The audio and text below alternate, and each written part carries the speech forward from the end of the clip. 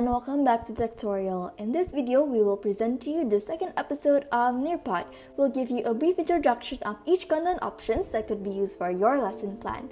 If you're new to Nearpod, we suggest you to watch Nearpod Part 1 first before you continue watching this video. Now let us get started.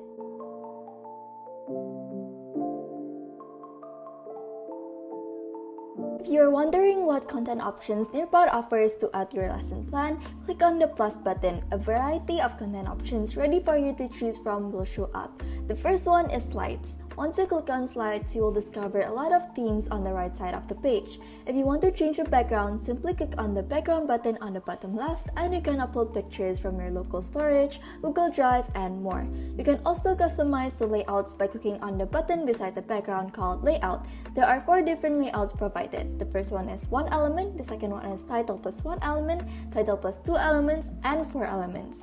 Also, if you choose the layout with the title, you can edit by clicking on it. To add audio to your slides, click on the audio button and upload it from local storage, Google Drive, and etc. Add pictures and videos by uploading them to the elements boxes. Once you're done editing, don't forget to click on preview to see the finished product, and if you're happy with it, click on save and exit. Next, we're going to talk about the video content option. There are multiple ways of adding videos, one of which is by adding it through the Nearpod library that contains Nearpod's original videos. The second way is to insert a YouTube link or search for the video on the search bar on top. You can also upload videos from Google Drive or PC.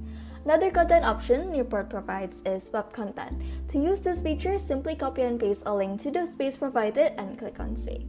On to the next content option, Nearpod provides Nearpod 3D, which, as the name suggests, it lets students observe different things in 3D. For example, a car, astronaut in space, Jupiter, and etc. Pet simulation is also another interesting feature. We're able to choose different simulations ranging from elementary maths to high school maths by clicking on the different categories. There are also different types of science simulations. You can choose any of these for your students to use during your lessons.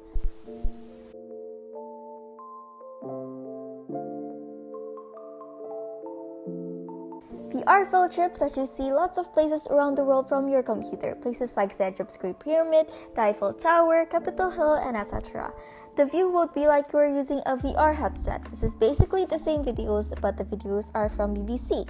The next one is Microsoft's Way. It is a service provided by Microsoft like PowerPoint, but much more interactive. Students can click on the pictures. There are several different options that are provided by Nearpod. You can also make your own by clicking on the Create and Use Way.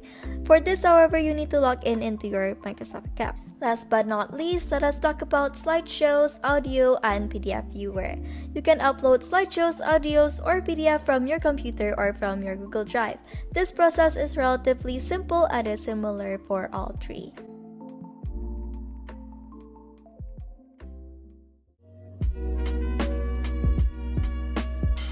That is all for today's video. Thank you for tuning in for this week's Techtorial. We hope this video gives you greater insight of the content options provided in Nearpod. If you like this video, don't forget to leave a like, comment, and subscribe. Click on the notifications bell so you won't miss on any Techtorial video. And that is it. Goodbye!